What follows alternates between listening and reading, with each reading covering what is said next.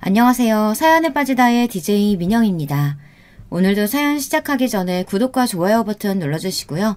그럼 오늘의 사연 함께 시작해볼게요. 안녕하세요. 서울에 살고 있는 30대 중반 남자입니다.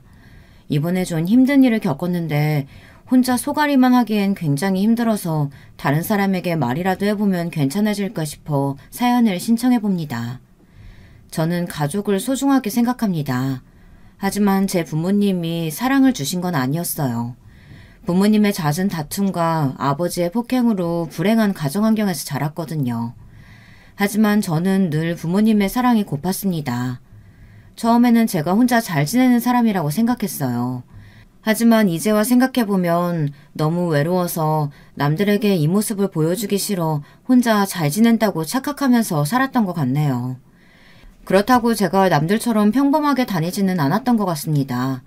부모님은 제가 태어나서부터 사이가 좋으시지 않으셨어요. 제 어린 기억부터 싸움이 끊이질 않았거든요. 어머니는 늘 술에 취해 들어오시고 아버지는 그런 어머니를 늘 때리셨어요. 그러다가 둘은 곧 사이가 좋아졌고 또 어느 순간 서로 싸우고 있었습니다. 저는 모든 부모님이 이렇게 사는 줄 알았어요. 그리고 부모님은 늘 화가 난 상태로 저에게 얘기를 해서 저 또한 화난 말투로 얘기를 했어요. 그래서 어릴 때 친구들과 대화를 하면 늘 싸웠습니다. 전 굉장히 억울했어요. 그저 같이 놀고 싶어서 친구들에게 말을 붙인 것뿐인데 늘 싸움으로 번지니 그 어린 나이에도 생생히 기억날 정도로 답답했었어요. 하루는 친구 어머니가 찾아와 자식 교육 똑바로 안 시키냐고 욕을 퍼부었어요. 그 이야기를 들은 어머니는 화가 잔뜩 나서 저를 때렸습니다. 저는 너무 아팠지만 제가 잘못됐다고 생각해서 맞고만 있었어요. 그리고는 팬티바람으로 쫓겨났습니다. 너무 추워 신문지라도 찾아야 하나 싶었지만 너무 창피해 움직이지를 못했어요. 다행히 옆집 할머니께서 저를 발견해서 저는 옆집으로 가서 몸을 녹였습니다. 할머니 집에 들어서니 구수한 된장 냄새가 났어요. 어릴 때 기억이라 생생하게는 잘 기억이 안 나지만 그 냄새만큼은 저를 따뜻하게 맞아줘서 아주 좋은 기억으로 남아있습니다. 그리고 할머니는 제게 옷을 줬습니다.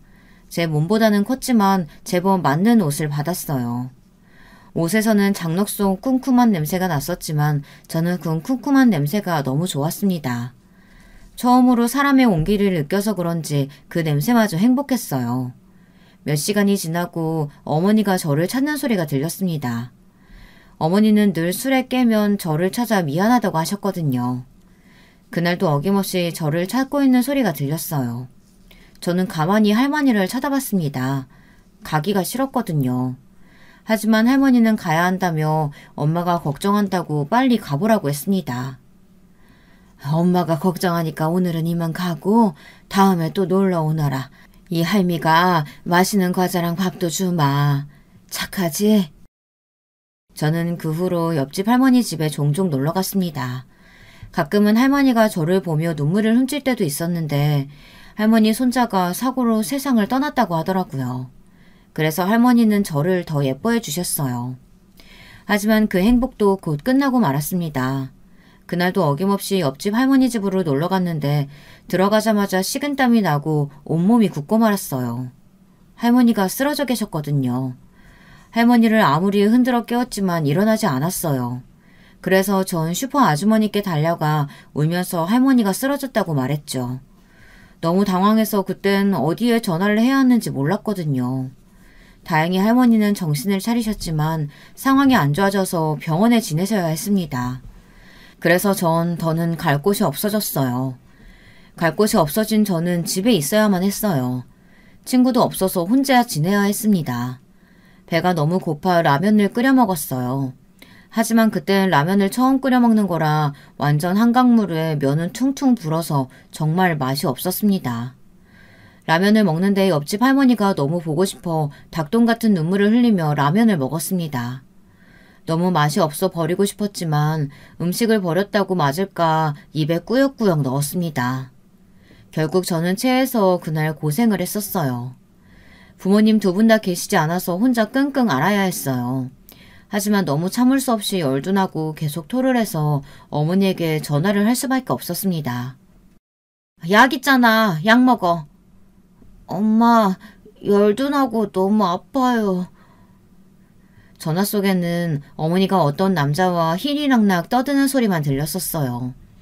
저는 결국 그날 하루 꼬박 혼자 고생했습니다. 며칠 뒤 옆집 할머니는 다시 돌아오셨어요. 저는 너무 반가워서 할머니 집으로 갔습니다. 하지만 전 기쁘게 인사를 하지 못했습니다. 할머니는 살이 너무 빠지셨고 저를 보고 웃어도 웃는 게 아니라는 생각이 들었거든요. 살아있는 사람이라고는 생각 들지 않을 정도로 메말라 있었어요. 놀란 마음을 가라앉히고 할머니에게 안부 인사를 하러 갔습니다. 할머니는 힘겹게 웃으며 제 얼굴을 쓰다듬어 주셨어요. 그리고는 다시는 보지 못할 거라고 제게 봉투 하나를 주셨습니다. 할머니는 어떤 아저씨를 따라갔고 저는 울며 할머니에게 가지 말라고 드러누웠어요. 할머니는 떠났고 저는 그 자리에서 펑펑 울었습니다. 할머니가 준 봉투 안에는 10,000원짜리 돈이 들어있었고 메모지에는 마지막 선물이라고 아껴서 잘 쓰라고 적혀 있었습니다. 그 돈을 어떻게 쓰겠어요. 할머니의 마지막 선물이라는 생각에 저는 아무도 보지 못하는 곳에 숨겨두었어요. 하지만 이내 저는 이 돈을 뺏기고 말았습니다. 아버지가 돈이 필요해서 집 구석구석 뒤지고 있는 걸 지켜보고 있었죠. 괜히 또 가서 다시 숨겼다가는 맞을 것 같아 가만히 있었습니다. 역시나 아버지는 제 돈을 찾았어요. 돈이다! 근데 이거 내가 숨긴 게 아닌데? 아버지는 저를 쳐다봤어요. 네 놈이구나! 너 이 새끼 돈 어디서 났어? 옆집 할머니가 주셨어요. 이 새끼가 어디서 거짓말을? 아버지는 제가 훔쳤다고 생각하고 버릇을 고쳐주겠다고 저를 때렸습니다. 어머니가 퇴근할 때까지 맞았습니다. 아무 말도 못하고 맞기만 하는 제 자신이 한심했고 힘이 없는 저를 원망했어요. 빨리 어머니가 왔으면 좋겠다는 생각을 했습니다. 하지만 그날 어머니는 오지 않았고 지친 아버지는 제 돈을 들고 나갔습니다. 울 힘도 없었어요. 너무 많이 맞아서 아프지도 않았습니다. 그냥 아무런 감정이 없었어요. 점점 졸려와 잠이 들었어요. 차가운 무언가가 제 등에 느껴져 일어나게 됐습니다. 할머니? 옆집 할머니가 있는 게 아니겠어요? 근데 조금 달랐어요. 예전 모습을 하고 저를 보고 울고 계셨습니다. 조금 다른 건 머리 모양과 눈 모양이었고 조금 더 늙어 있었어요. 누구세요? 옆집 할머니라고 착각했던 할머니는 제 친할머니였어요. 어릴 때 보고 한 번도 보지 못해서 알아보지 못했어요. 할머니는 괜찮다며 누워있으라고 했어요. 그제야 저는 제 몸이 말이 아니라는 걸 알게 됐습니다. 긴장이 풀려서 그런지 점점 고통이 오더라고요. 팔도 부러진 것 같고 온몸이 부러진 것처럼 너무 아팠습니다. 할머니는 안쓰러운 표정을 하시곤 연고를 발라주셨어요. 오랜만에 누군가의 걱정을 받아 그런가 처음으로 맞은 게 다행이라고 생각을 했습니다. 그때 어머니가 또 술에 취한 채로 집에 들어왔습니다. 어라? 어머니네? 어라, 어머니 돌아가셨는데? 우리 집에는 왜 왔어요? 너는 네 새끼가 보이지도 않아? 돌아가시긴 여기 살아계신다. 아이 할머니, 나 해장국 좀. 이년아, 너는 네 자식 맞고 이 지경 됐는데도 아무 생각이 안 들어? 아니 왜 나한테 소리를 질러요? 맞을 짓을 했으니까 맞았겠지. 나도 맞는데 쟤라고 안 맞겠어?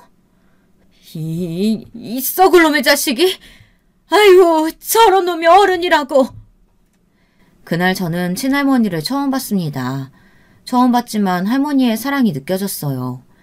시골집이 멀어 자주 올라오시지는 않았지만 오실 때마다 내 새끼, 예쁜 우리 강아지 이러면서 제게 좋은 말만 해주셨어요. 그래서 저는 할머니와 살면 얼마나 행복할까 매일 할머니와 같이 사는 상상을 하며 하루하루를 버텼습니다. 부모님은 여전했습니다. 집안은 늘 싸움 소리만 들렸고 아버지는 분이 풀릴 때까지 어머니를 때렸어요. 아버지가 나가면 어머니는 술을 찾아 취할 때까지 마셨고 취한 어머니는 저를 때리며 저를 원망했습니다. 그리고는 술이 깨서는 저를 보고 미안하다고 안아줬어요. 그런 어머니의 품이 싫지는 않았어요. 그냥 술이 깬 모습이 진짜 어머니고 술에 취한 어머니는 술귀신이 붙어서 그런 거라고 생각했습니다. 술버릇이라고 생각하고 참았는데 어느 날은 경찰이 온 게 아니겠어요. 하지만 경찰은 애를 그렇게 혼내면 안 된다고 살살 혼내라고 하곤 그냥 갔습니다. 이런 생활을 반복해서 지내왔어요. 하루는 학교를 갔다 오니 이상한 소리가 들렸어요. 안방에서 나길래 제가 누구 있냐고 물어봤고 그때 쿠다다당 하는 소리와 함께 어머니가 안방으로 나왔어요. 어머니는 아주 놀란 눈으로 제게 왜 이렇게 일찍 왔냐고 물어봤어요. 평소 하교하는 시간에는 어머니가 집에 있을 리가 없으니 몰랐겠죠. 그리고는 아버지에게 말하지 말라고 하곤 안방에서 처음 보는 아저씨가 나오는 게 아니겠습니까? 근데 어디서 본 아저씨였어요. 아버지 친구였습니다. 가끔 저희 집에 와서 술도 마시고 자고 가고 아버지와 아주 친한 친구라고 생각했는데 어머니와 그렇고 그런 사이라니. 아저씨는 제게 용돈을 주고 절대 얘기하면 안 된다고 말하고는 어머니와 나가셨어요. 하지만 이게 다 아버지 잘못 아니겠어요? 누가 때리는 사람을 좋아하겠습니까? 아저씨는 아버지와 다르게 젠틀한 이미지거든요.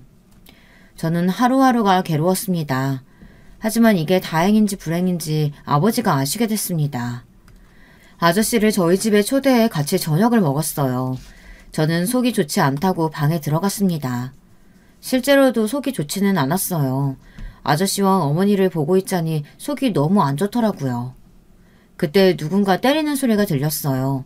저는 문을 살짝 열어보니 아저씨가 쓰러져 있었습니다. 어머니는 그런 아저씨를 부축해주고 있더라고요. 그리고 아버지는 어머니의 뺨도 때렸습니다. 이 자식들이 나를 가지고 놀아? 내가 모를 줄 알아? 이 동네 다 내 손바닥 아니야. 그걸 속이려고 해? 여보, 내가 잘못했어. 그만 때려. 아님 나를 때려 차라리. 얼씨구, 이년 미쳤나. 지금 누구 편을 드는 거야? 네 서방 여기 있는 거 안 보여? 아버지는 계속 아저씨를 때렸어요. 엄마는 무릎을 꿇고 계속 빌었어요. 그러다 어머니가 아버지의 뺨을 때렸죠. 이 펜나가 미쳤나? 그래 미쳤다. 왜? 허구한 날 때리고 뭐 당신은 바람 안 펴? 내가 아는 거랑 네가 아는 거랑 같냐? 어떻게 달라?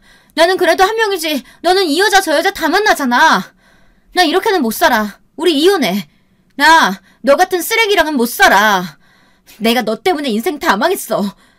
네 씨 때문에 내가 망했다고. 아버지와 어머니는 계속 싸웠습니다. 밤이 새도록 싸웠고 결국 어머니는 집을 나갔습니다. 그 이후로 어머니는 두 번 다시 볼 수 없었어요. 어머니와 아버지는 이혼을 하게 됐고 저는 아버지와 함께 살게 됐죠. 저는 아버지가 언제 때릴까 늘 두려움에 떨며 살았는데 때리기는커녕 저에게 살갑게 대해주는 게 아니겠어요? 좀 이상하지 않으세요? 갑자기 잘해주니 저는 아버지가 왜 이러나 싶었습니다. 몇 달 뒤 아버지는 한 여자를 데려왔어요. 엄청 젊어 보이는 여자인데 한국말을 못했습니다. 아버지는 이 여자를 앞으로 엄마라고 부르면 된다고 말했죠. 아버지가 할머니께도 얘기했는지 할머니가 저희 집에 오셨습니다. 할머니는 아버지의 재혼을 반대했어요. 아버지는 할머니 말을 듣지 않고 재혼을 했고 저는 할머니와 살게 됐습니다. 오히려 저는 좋았어요. 시골로 오게 됐지만 어차피 친구도 없었고 부모님보다는 할머니를 좋아했기 때문에 할머니와 행복한 나날을 보냈습니다. 저에게 부모님은 할머니라고 말할 정도로 할머니는 지극정성으로 저를 키우셨어요. 하지만 제가 사춘기가 심하게 와서 사고를 자주 쳤어요. 시골로 와서 저는 친구를 사귀게 됐는데 그 친구가 질이 좀 좋지 않았어요. 오토바이는 물론 술, 담배는 기본이었죠. 그래서 저도 오토바이를 타고 술, 담배를 시작했어요. 할머니는 그런 저를 아무 말 없이 사랑으로 키웠습니다.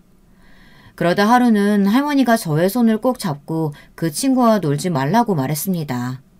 그 시기엔 친구가 정말 소중하잖아요. 저는 하나밖에 없는 친구와 놀지 말라는 소리를 듣고 할머니에게 소리를 쳤어요. 할머니, 너무한 거 아니야?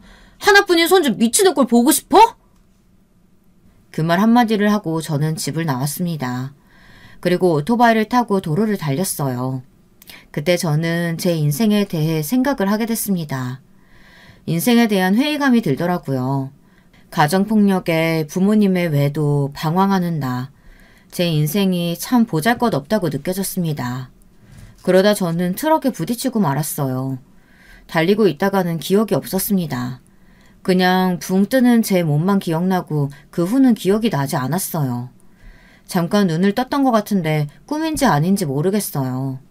할머니가 제 손을 잡고 사람만 달라고 빌고 있는 모습을 봤습니다. 저는 그 모습을 보고 다시 잠에 들었고요.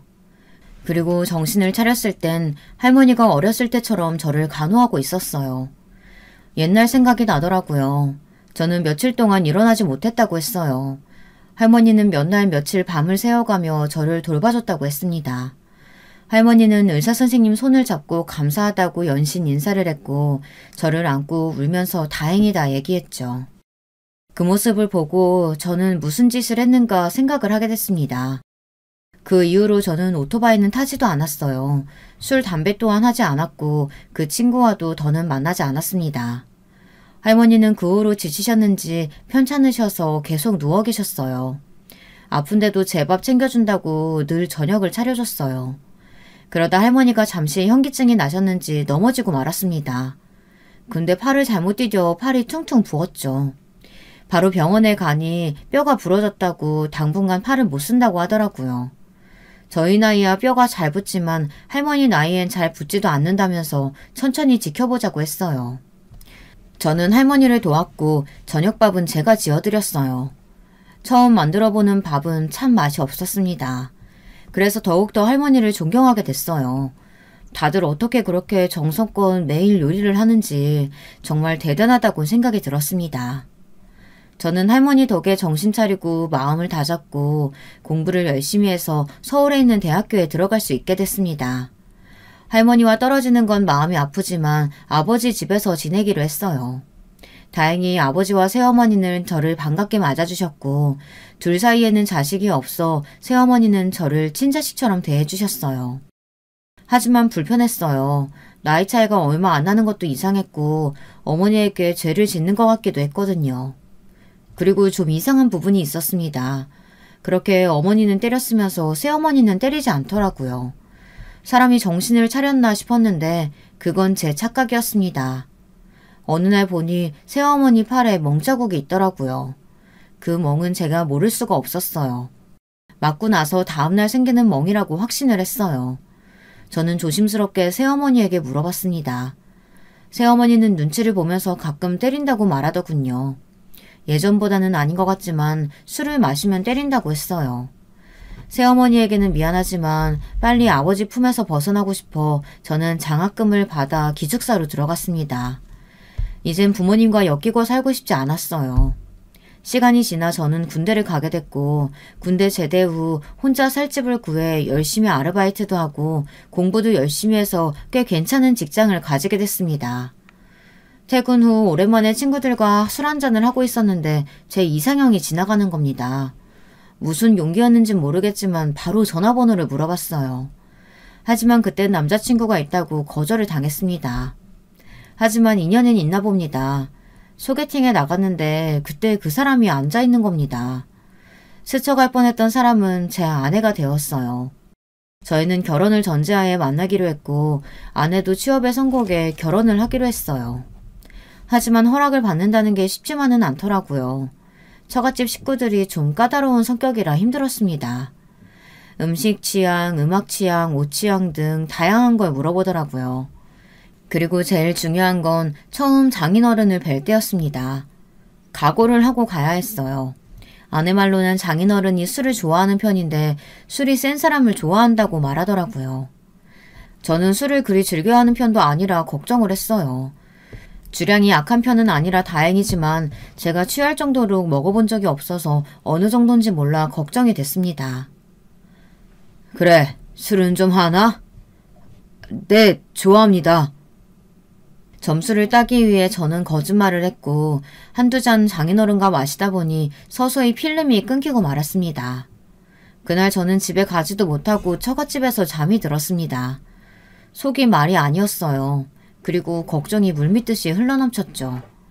근데 웬걸 장인어른께서 저를 좋게 보는 게 아니겠습니까? 장인어른도 오랜만에 너무 많이 마셔서 속이 아프다고 웃으면서 제게 장하다고 이런 사이가 와서 든든하다고 하셨어요. 기억은 안 나지만 사고치지 않고 잘 마신 것 같아 한시름 났습니다. 장인어른은 그렇게 허락을 받았고 이제는 장모님만 남았죠.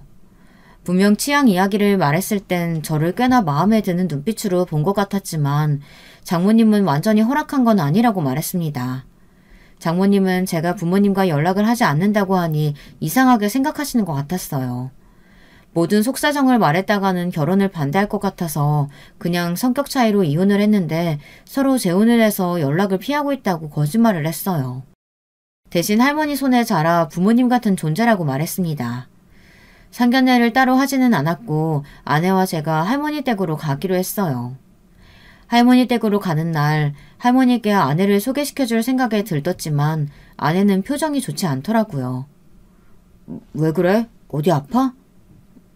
아니, 제 물음에 아내는 점점 표정이 굳어갔습니다. 이유라도 알면 해결을 해줄 텐데 모르니까 답답했어요. 몇 분 뒤 아내는 말을 열었어요. 왜 말 안 했어? 저는 아내의 말에 식은땀이 났습니다. 잘못한 건 없지만 괜히 그런 말을 들으면 잘못한 게 있나 생각을 하게 되더라고요. 저만 그런가요? 저는 아무리 생각해도 떠오르는 게 없었습니다. 나는 이렇게 시골인지 몰랐어.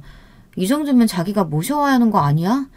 나 이런 시골에서 잘 못 지낸단 말이야. 아내의 말에 저는 어처구니가 없었습니다. 자고 가는 것도 아니고 잠깐 인사를 드리러 가는 건데 시골이라 힘들다니. 물론 멀기는 하죠. 이해는 하지만 그런 걸로 투덜거리니 저도 화가 나더라고요. 좋은 날 좋게 넘어가려고 했지만 그런 말을 들으니 저도 참을 수가 없었습니다. 저희 둘은 둘 다 아무 말도 없이 할머니 댁에 갔습니다. 그래도 할머니를 보면 다를 거라고 생각했는데 여전히 표정을 풀지 않은 채 할머니와 대화를 하더라고요. 처음이고 어색하니 그럴 수 있다고 생각해서 마음을 비우기로 했습니다. 그 다짐도 얼마 가지 않아 할머니가 아내를 만지려고 하면 피하는 것 같았어요. 결국 저는 서울로 올라가는 길에 아내에게 한 소리 했습니다. 할머니 손은 왜 피해? 안 피했어. 피했잖아. 내가 다 봤는데 뭘. 아니야, 나 피한 거 아니야. 우연히 피한 것처럼 보였나 보지. 아내는 피한 게 아니라면서 잡아댔고 싸워서 뭐하나 싶어 말을 아꼈습니다. 저희는 그렇게 결혼을 하게 됐고 신혼을 즐기고 있었어요. 아주 치열하게요. 저희는 생활 패턴이 맞지 않아 많이 싸웠습니다. 제 아내는 정말 더러웠습니다. 연애할 때는 너무 깔끔해서 결벽증이 있는 게 아닌가 걱정할 만큼 깨끗했는데 속아서 이혼을 하고 싶을 만큼 너무 지저분했어요. 밥을 먹고 치우지 않는 건 물론이고 팩을 하고 화장대에 그대로 둔다거나 아이스크림을 먹으면 아내가 어디서 먹었는지 알 정도였죠. 그 자리에 그대로 두고 자기 할 일을 하더라고요. 저는 정말 사소한 거지만 계속 치우지 않으니 스트레스를 받았어요. 하루는 제가 치워주지 않기로 결심을 하고 일주일 동안 지켜봤는데 일회용 렌즈, 팩, 화장품, 옷, 먹다 남은 과자들 다 점점 쌓이기 시작하더라고요.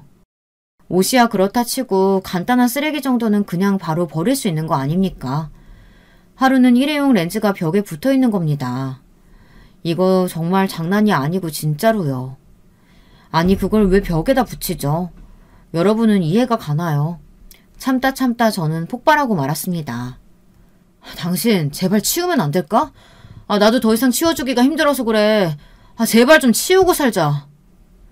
참고 참다가 저는 아내에게 얘기를 했습니다. 응? 왜? 나름 정리했는데. 쓰레기 쌓아두는 게 정리야? 답답할 노릇이었어요. 다들 그런 경험 있나요? 말문이 턱 막히는 그런 경험이요.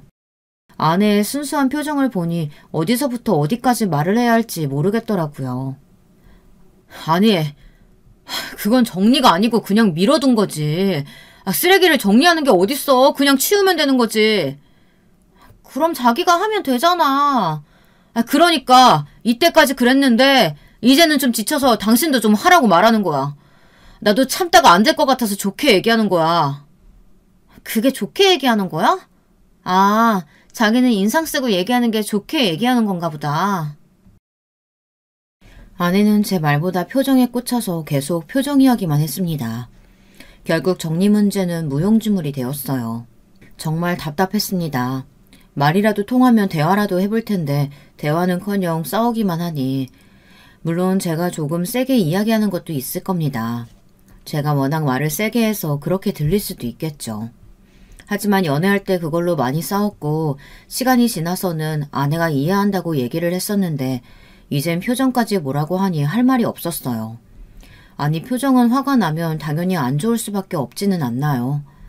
처음에 좋게 치우라고 얘기했을 땐 듣지도 않고 인상을 찌푸리고 얘기하니 인상 찌푸렸다고 뭐라고 하니 말하기가 싫었습니다. 그렇게 이 문제는 그냥 넘어가고 말았습니다. 그리고 몇 달 뒤 저희는 이 문제로 다시 싸우고 말았습니다. 하지만 결국 아내와 말이 통하지 않는 것 같아 제가 포기하기로 했어요. 결국 제가 지고 말았습니다. 근데 이걸 아내가 장인어른께 말을 한 것 같았어요. 어느 날 장인어른께 전화가 왔습니다. 장인어른이 저와 술을 마시고 싶다며 집으로 오라고 했어요. 그래서 저는 퇴근 후 아내와 함께 처갓집으로 갔습니다. 근데 분위기가 좋지 않더라고요. 밥을 먹는데 체할 것 같았어요. 장인어른과 술 한잔 하는데 조금 알딸딸해지자 장인어른이 제게 한마디 하더라고요. 내 딸 소중한 아이라 잘 좀 부탁한다. 아내가 소중한 아이라며 제게 잘 부탁한다고 딱 이 한마디 하셨습니다. 처음에는 저도 술 기운에 열심히 하겠다고 제가 다 보살피겠다고 얘기를 했어요. 그리고 다음날 곰곰이 생각했는데 제가 그렇게 잘못한 것도 없는데 그런 식으로 말하니 제가 괜히 나쁜 놈이 된 것 같더라고요. 제가 아내에게 말한 건 쓰레기뿐이었는데요. 정리정돈하는 건 당연한 거 아닙니까? 그걸 뭐라고 했다고 일러바친 아내도 참 어리다고 생각했어요. 그리고는 처음으로 결혼을 후회했어요. 큰일 났죠. 결혼한 지 얼마 되지도 않았는데 후회라니. 저는 마음을 다잡고 아내와 얘기를 하자고 했어요. 아내와 많은 이야기를 나누고 저희는 약속을 했습니다. 정리정돈, 생활 패턴 등 서로를 배려하고 존중해주기로 약속을 했어요.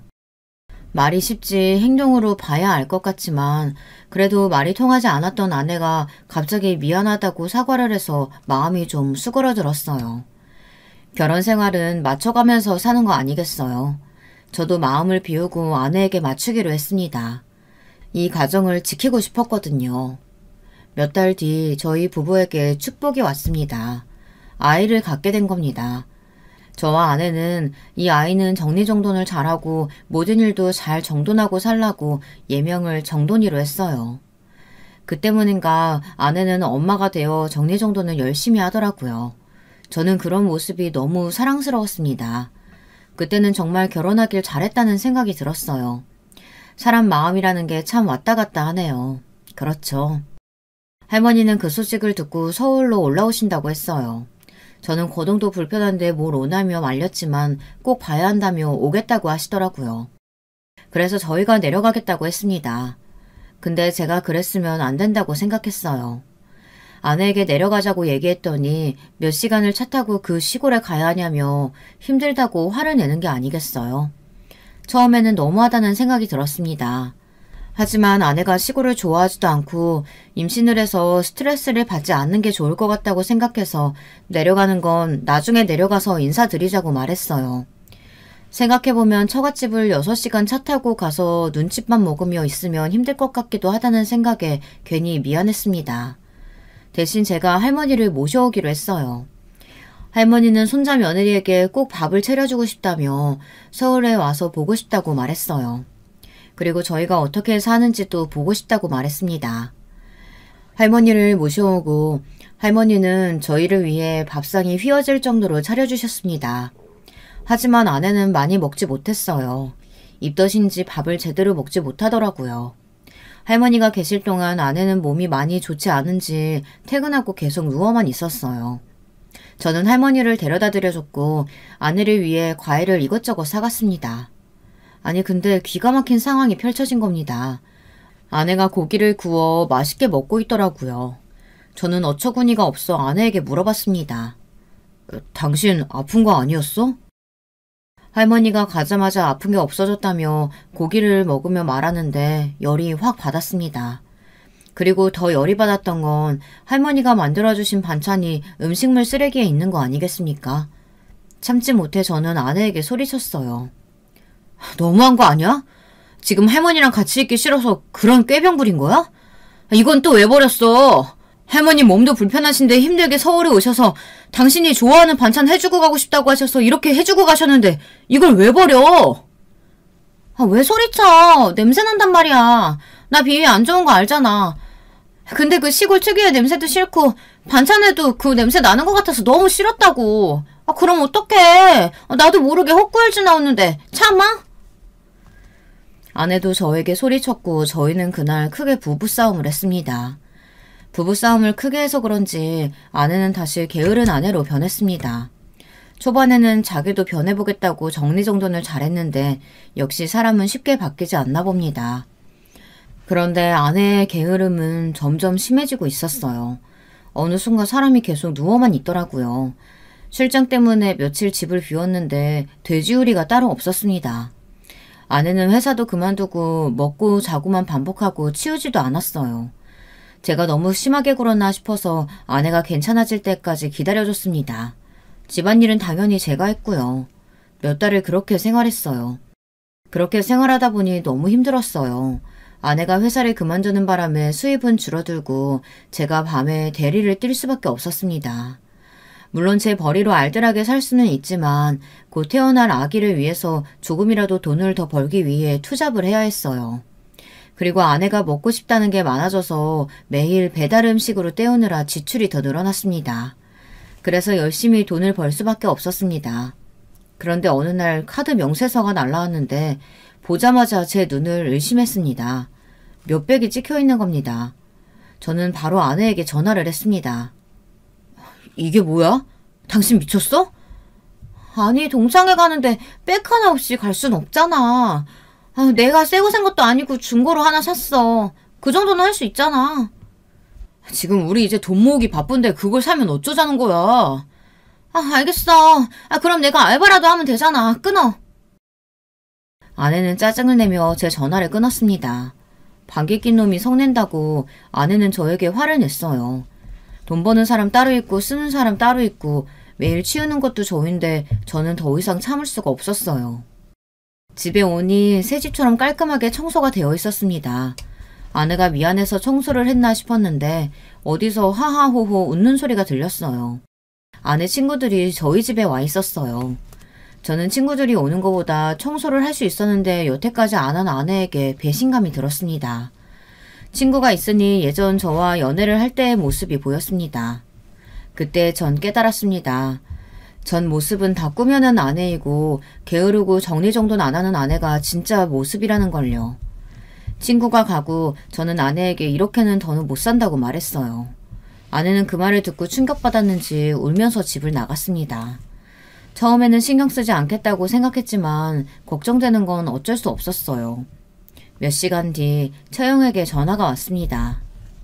얘기 다 들었어. 우리 집에 와줄 수 있어?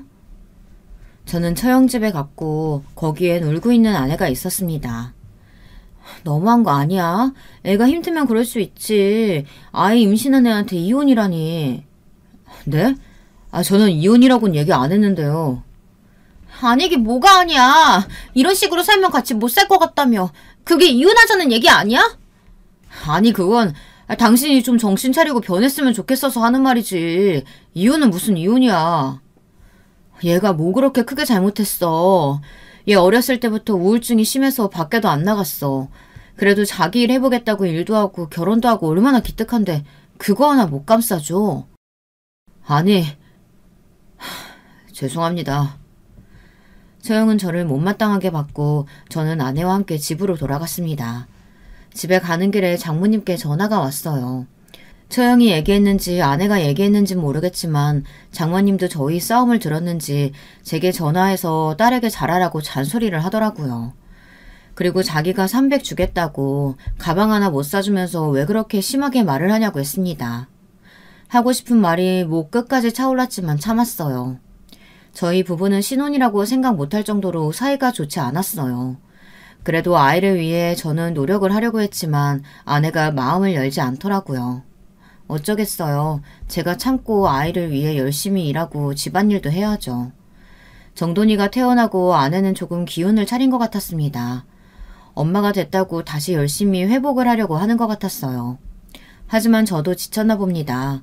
아내를 예전만큼 사랑하지 않는다는 생각이 들었어요. 아이의 엄마라 같이 살고 있다는 느낌이 들었습니다. 그렇다고 아예 사랑하지 않는 건 아니었어요. 하지만 아내의 행동으로 점점 신뢰를 잃었고 같이 살고 싶다는 생각이 들지는 않았지만 정돈이를 위해 참기로 마음을 굳게 먹었습니다. 그렇게 시간이 지나 정돈이는 엄마, 아빠라는 단어를 말할 수 있을 정도로 컸어요. 그 시간 동안 저는 더 지쳐갔습니다. 아내는 밥은커녕 장모님에게 다 맡겨두고 잠만 자고 청소도 제가 다 했어요. 그래서 제가 병원을 다니는 게 어떠냐고 물어봤는데 그건 또 싫다고 했어요. 자기는 이렇게 사는 게 나쁘지 않다고 말하는 겁니다. 나는? 정돈이는? 옆에 있는 사람은 생각 안 해? 우리들이 힘들다고.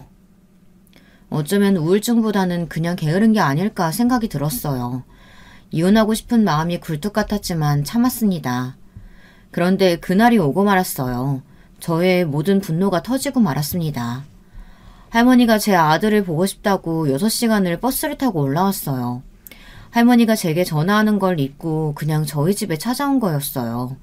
정돈이는 자고 있어 보지 못했고 아내는 뚱하게 할머니를 맞이했습니다. 이제는 화도 나지 않았어요. 바라지 않았어요. 그냥 제가 잘하면 되니까 신경 쓰이지도 않았어요. 할머니가 밥을 해주셨는데 아내는 깨작깨작 먹더라고요. 할머니는 걱정돼서 물어봤는데도 아내는 대충 얘기를 하더라고요. 대신 제가 할머니에게 더 살갑게 대했죠. 그때 정돈이가 깼는지 저를 찾더라고요. 할머니는 정돈이를 볼 수 있다는 생각에 들뜨셨고 정돈이는 처음으로 할머니를 봤죠. 증조할머니야. 증조할머니 안녕하세요. 할머니가 정돈이가 귀여운지 볼을 만지셨어요. 그때 저는 아내의 말을 듣고 뚜껑이 열리지 않을 수가 없었습니다. 아내가 밥을 먹다 갑자기 소리를 치며 할머니에게 뭐라고 하는 겁니다. 그 더러운 손으로 아이를 왜 만져요? 아내는 소리치며 할머니께 정색했고 저는 그 말을 듣자마자 너무 화가 나서 뺨을 때렸습니다. 뭐? 당신 지금 뭐라고 했어? 더러워? 지금 할머니한테 더럽다고 했어? 할머니 손이 고운 건 아닙니다. 일을 얼마나 오래 해오셨겠어요. 거칠고 여기저기 상처가 많았어요. 근데 그걸 더럽다고 아이를 만지지 말라고 하는데 화가 날 수밖에 없었어요. 다들 그런 소리를 들으면 열이 확 받지 않나요? 저는 홧김에 이혼 얘기를 꺼냈습니다. 더러운 건 당신이지. 청소도 안 해, 씻지도 않아. 뭐 제대로 하는 거 없이 누워만 있고. 우리 이혼해. 당신 엄마 자격 없어. 나 이렇게는 못 살아. 이혼해. 뭐? 이혼? 지금 말 다 했어? 고작 이런 걸로 이혼을 해? 아니, 못해. 그렇게 소리치고 아내는 밖으로 나갔습니다. 어디로 갈지 뻔했어요. 장모님 댁 아니면 처형에게 갔을 거라 생각했어요. 저는 할머니께 죄송했습니다. 할머니 죄송합니다. 못난 모습 보여드렸어요. 아유, 며느라가가 걱정이지. 너는 거기서 때리면 어떡하니? 그 고운 뺨을 때리면 어째? 젊은 처자 눈에는 늙은이 손이 더러워 보일 수도 있지. 지 새끼 걱정돼서 하는 말이겠지. 너 가서 빌어라. 잘못했다고. 할머니는 오히려 아내를 감쌌습니다. 몇 시간 뒤 갑자기 처갓집 식구들이 다 저희 집에 와서 소란을 피우기 시작했습니다. 이 버릇없는 놈이 우리 딸을 울려? 장인어른은 저를 때렸습니다. 순간 저는 몸이 기울어졌고 식탁에 머리를 부딪혔어요. 심하게 부딪힌 건 아니지만 모서리를 부딪히는 바람에 피가 났습니다. 할머니는 놀라 발을 동동 구르시고 장모님은 할머니에게 한 소리 했어요. 아니 어르신, 왜 함부로 애 얼굴에 손을 대요? 그러다가 균이라도 옮기면 어쩌시려고 그래요? 그리고 이서방, 자네도 그렇다고 이혼 얘기를 해? 전에도 그렇고 이거 아주 안 되겠구만. 그래, 차라리 이혼해. 나도 자네 같은 사위 두는 거 쪽팔리네. 장모님, 아무리 장모님이라 해도 저 참지 않을 겁니다. 저희 할머니 늘 깨끗하게 씻으시는 분이고 균 같은 거 세상 사람들 다 갖고 있습니다. 이혼 잘 됐네요. 대신 제 아들은 제가 키울 겁니다. 뭐시? 지금 누구 배 아파서 낳은 자식인데 네가 키워? 이 자식이 입 밖으로 내뱉는 말이라고 다 말인 줄 아나? 장인어른은 저를 또 때리려고 했습니다. 그 순간 할머니가 장인어른을 맞고는 무릎을 꿇고 자기가 잘못했다고 다시는 안 오겠다며 싸우지 말라고 빌더라고요. 저는 그 모습을 보고 억장이 무너졌습니다. 그렇게 사고를 쳐도 무릎을 꿇지 않았던 할머니인데 욕을 들어가면서도 무릎을 꿇다니 있을 수 없는 일이었어요. 이혼 이야기는 열이 받아서 홧김에 나온 말이었는데 이혼을 해야 하나 고민을 했습니다. 이런 사람들과 가족이 되기는 싫었거든요. 여러분 같으면 어떻게 하실 건가요? 저는 아이를 생각해서라도 이 가정을 지켜야 하나 많은 고민이 되기 시작했습니다. 하지만 처갓집 식구들은 할머니의 말을 들을 생각도 하지 않았어요. 장인어른, 지금 제가 좋게 얘기할 때 저희 집에 나가주세요. 저기 그렇게 소중한 따님, 회사 육아휴직이 아니라 그냥 그만둔 겁니다. 청소도 안 하고 매일 돈만 쓰고 저희 아들보다 못합니다. 제가 대리운전 하는 건 아세요? 장모님과 장인어른은 처음 듣는다는 듯이 아내를 쳐다봤습니다. 아내는 당황해서 저를 노려보더라고요. 아니 막상 일하려니까 힘들어서 그냥 그만뒀지. 엄마 아빠가 또 뭐라고 할까봐 무서워서 육아휴직이라고 거짓말하긴 했는데 나중에 그래도 다 말하라고 했어. 이놈의 지지배가 정신 안 차릴래? 또 그래? 너 이제 다시는 안 그런다며. 예전에도 그랬으면서 뭐. 네? 그게 무슨... 언니! 알고 보니 아내가 결혼 경력이 있었던 겁니다. 혼인신고는 하지 않아 이혼은 아니지만 결혼식은 올렸고 아내의 본 모습을 본 전남편은 혼인신고하기 전에 갈라서자고 했어요.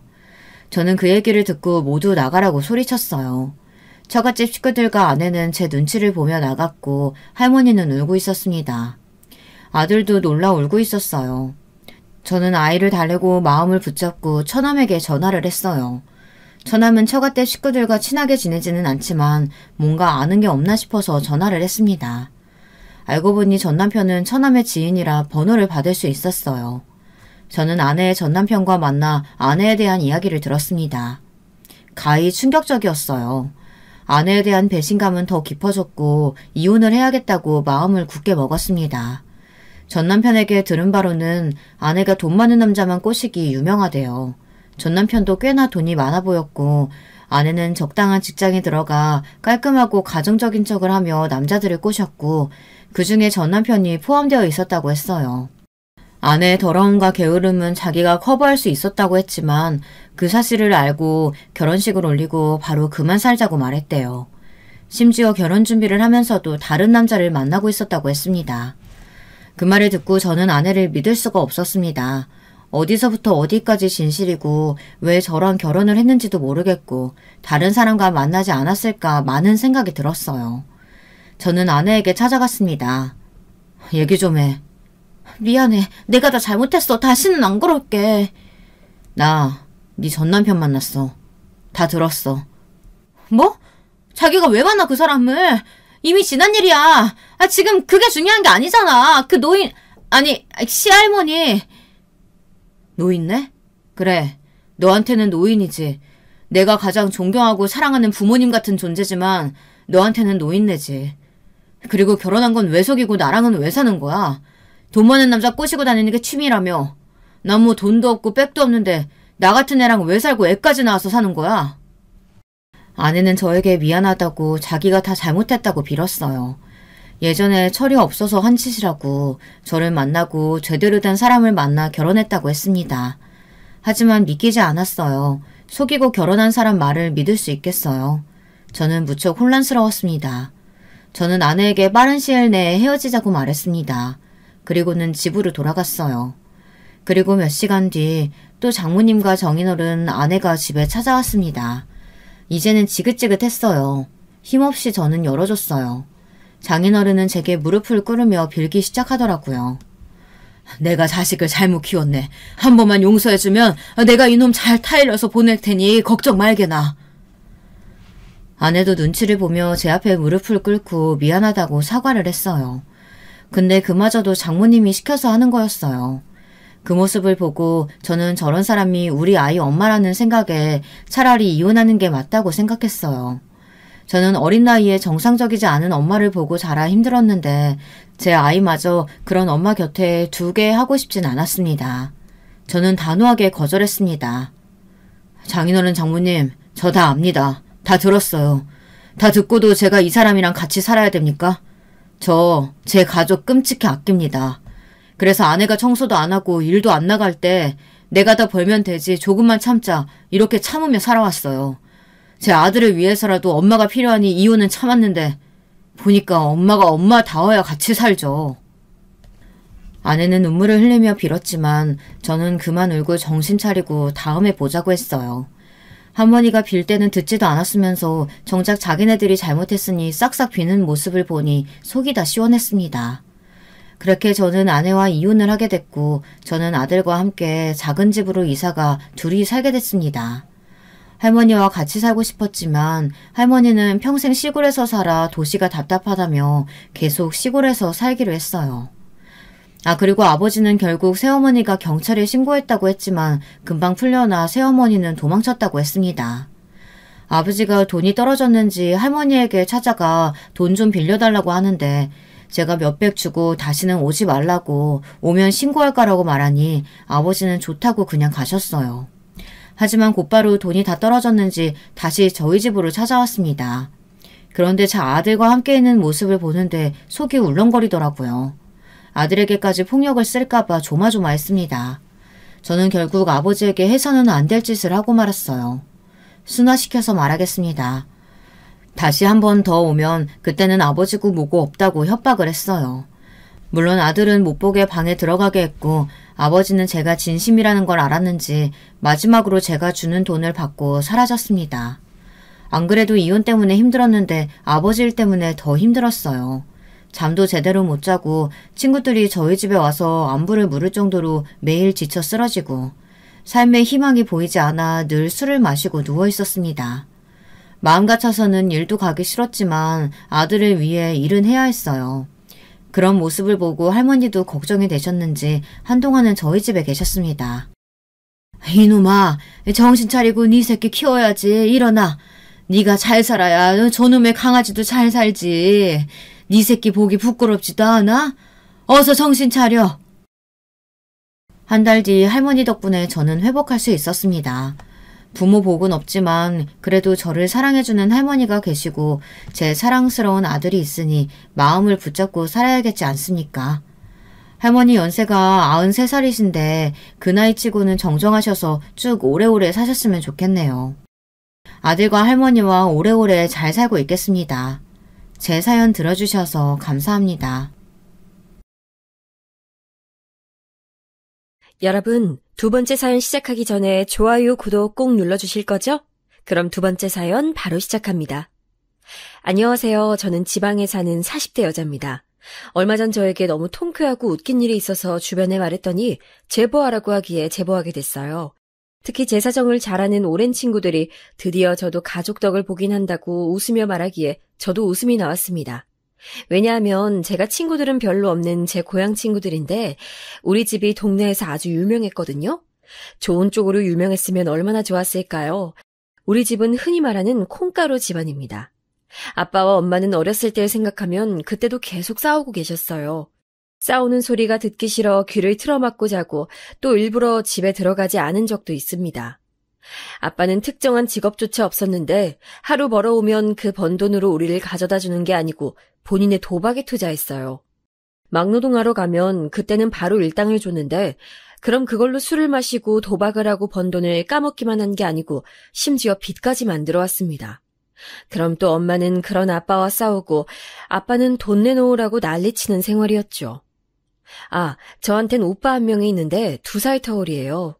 오빠와 저는 엄마와 아빠가 너무 심하게 싸우면 어차피 잠들지도 못하니까 한밤중에 집 밖을 나가서 동네 공터에서 앉아있기도 했습니다. 오빠와 전 어릴 때, 그때가 아마 초등학생이었던 것 같은데 그때 우리끼리 저럴 거면 그냥 이혼하지 왜 같이 사는 걸까 서로 얘기하곤 했어요. 엄마는 아빠가 능력이 없고 또 집에서 워낙 행패를 부리니까 본인이 나가서 돈을 벌어 오셨습니다. 우리 엄만 살면서 아빠 때문에 안 해본 일이 없는데 식당에서도 일하고 공장에서도 일하고 닥치는 대로 일하셨어요. 어렸던 오빠와 저는 그런 엄마를 기다리며 뜬 눈으로 꾸벅꾸벅 졸며 집에서 기다리다 잠들었죠. 엄마가 그래도 우리 먹으라고 밥은 해놓고 가셨는데 그걸로 오빠와 데워 먹겠다고 했다가 집에 불이 난 적도 있습니다. 엄마는 당신 인생에 대한 한탄을 자주 하셨는데 어렸던 전 우리 엄마지만 진짜 제발 엄마가 행복했으면 좋겠다고 생각했어요. 엄마가 그렇게 벌어온 돈이 있으면 아빠는 그 돈을 가지고 도박을 하러 나가니 일부러 오빠와 제 책 중간에 돈을 숨기기도 했어요. 학교에서 교과서를 열었는데 돈이 있어서 놀랐던 적이 한두 번이 아닙니다. 그러다 정확히 제가 초등학생이고 오빠가 중학생 때 아버진 집을 나가셨어요. 아빤 그 전에도 종종 집을 나간 적이 있었는데 그래도 몇 년에 한 번은 저렇게 나가면 돈을 벌어오긴 해서 그때도 그런 줄 알았습니다. 그런데 아빤 그렇게 제가 중학교를 졸업할 때까지 집에 한 번도 온 적이 없었어요. 엄마는 쓸모도 없는 인간 차라리 잘 됐다고 하셨는데 그러면서도 아빠가 집에 올 수도 있으니 절대 이사 가면 안 된다고 하셨습니다. 그리고 안타까운 소리지만 아빠도 없고 엄마는 일하느라 바빠서 집에 신경도 못 쓰고 우리를 도와줄 조부모님도 다 안 계시니 동네에선 우리를 좋게 보지 않았어요. 똑같은 장난을 쳐도 잘 살고 부모가 멀쩡한 직업을 가지고 있는 오빠 친구는 그저 장난이고 우리 오빠가 하면 마치 범죄처럼 여겨졌습니다. 오빠는 아빠가 집을 나가고 엇나가기 시작했는데 결국 고등학교도 졸업하지 못했어요. 사연 없는 사람이 어디 있겠냐만 우리 오빠가 그렇게 비행 청소년이 된 사연이 있긴 합니다. 오빠 얘기가 제가 오늘 제보할 사연과 연관이 깊어 잠시만 짚고 넘어갈게요. 오빠는 아주 놀랍게도 초등학생 땐 전교회장이었고 선생님들도 오빠를 예뻐하셨어요. 예의 바르고 착하고 친구들도 도와주는 활발한 학생이었고 무려 초등학생 땐 공부도 잘했습니다. 친구가 많고 호전적인 성격인 오빠와 달리 저는 내성적이고 매우 조용한 성격이었는데 그런 오빠 덕분에 초등학교 생활은 아주 편했을 정도였어요. 선생님의 관심을 한 몸에 받으며 오빠는 초등학교를 졸업하고 중학교에 입학했는데 그때 우리 아빠의 행패가 아주 심했을 때였습니다. 아빠는 본인에게 돈을 주지 않으면 집에서 온갖 물건을 던지곤 했어요.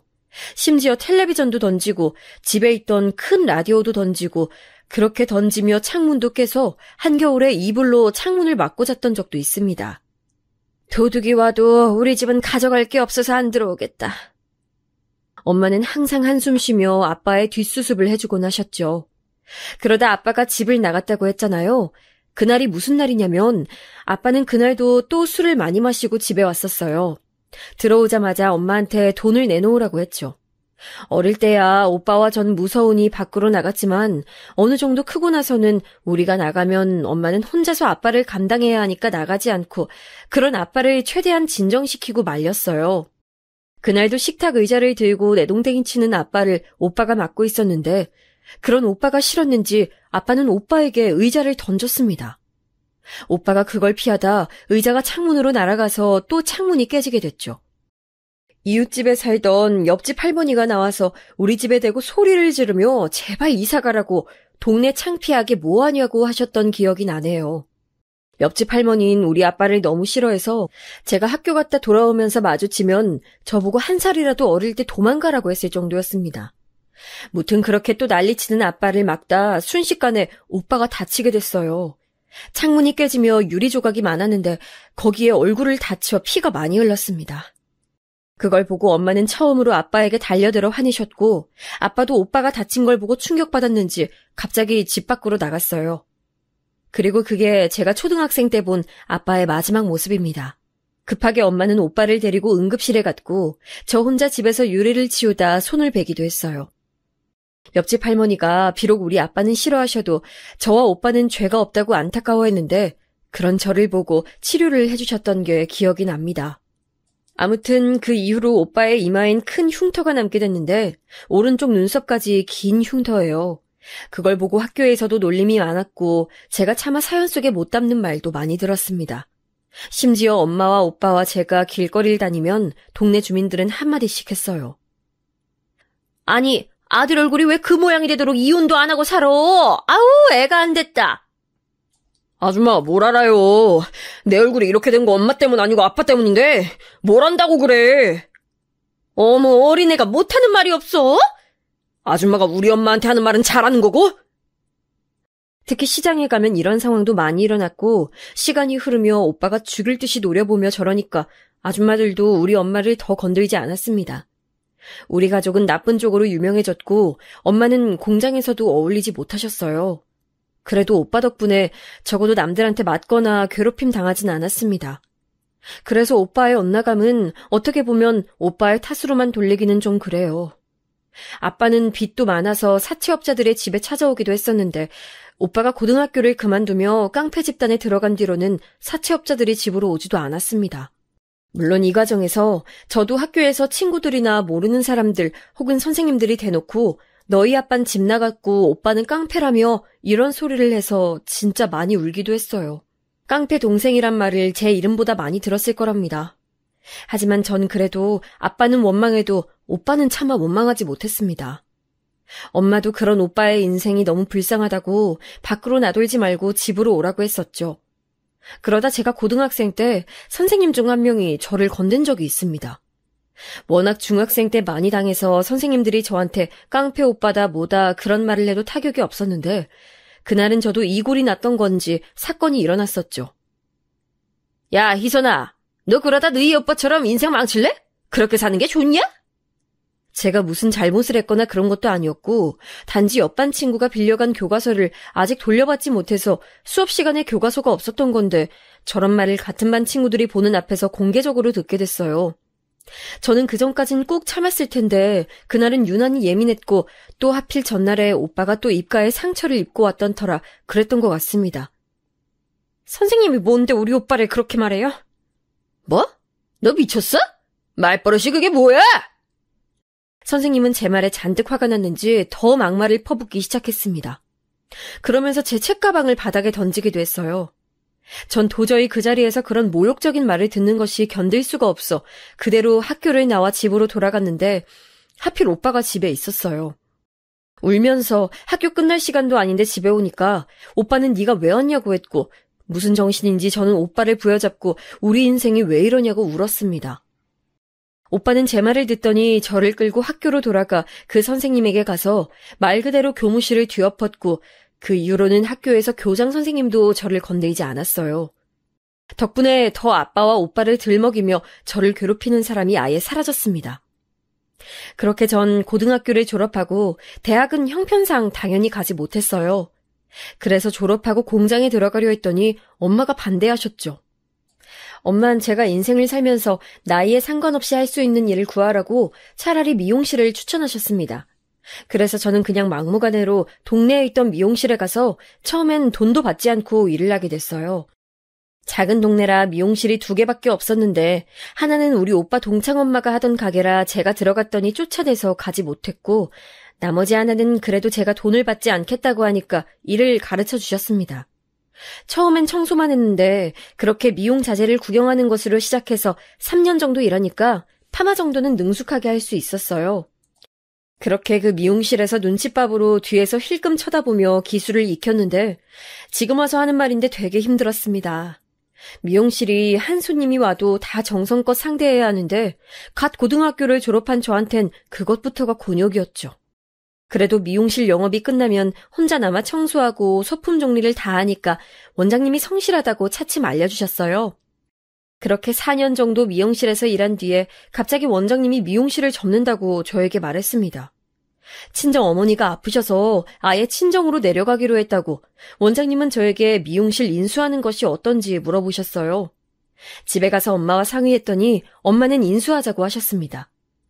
저도 3년째부턴 적지만 월급을 받고 있었고 엄마도 모아놓은 돈이 있어서 원장님에게 싼 값에 이어받게 됐어요.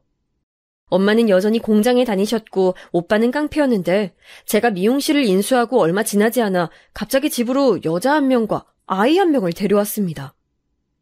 네 새언니 될 사람이다. 얜 조카야. 오빠, 갑자기 이게 뭐야? 아니 우리 집도 좁은데 너무 당황스럽잖아. 그럼 어떡하냐. 돈이 없는데. 나도 내 새끼 아닌 줄 알았는데 맞는 것 같아. 얼굴이 똑같아. 오빠는 말 그대로 갑자기 새언니와 갓난아기를 데리고 집으로 와서 같이 살기 시작했어요. 심지어 너무 뻔뻔하게 말해서 엄마와 저는 할 말을 잃었습니다. 새언니는 저보다 1살 많았고 도대체 어떻게 만났는지도 모릅니다. 그래도 나쁜 사람은 아니었고 저한테는 아가씨라는 호칭 대신 본명인 희선이라고 불렀어요. 호칭을 따질 집도 아니고 황당해서 그건 상관없었는데 신생아가 갑자기 집에 있으니까 적응하기 힘들었습니다. 오빠는 새언니와 조카를 데려왔으면 집에나 들어올 것이지 어딜 싸돌아다니는지 집에 들어오지도 않고 새언니는 조카를 봐야 하니 돈을 벌러 나갈 수도 없었죠. 결국 안 그래도 힘들게 살던 엄마와 전 식구가 늘어 더 고생해야 했어요. 무엇보다 신생아를 키우는 게 그렇게 힘든 일인 걸 전 그때 알게 됐는데 기저귀와 분유 비용이 기상천외할 정도로 비쌌습니다.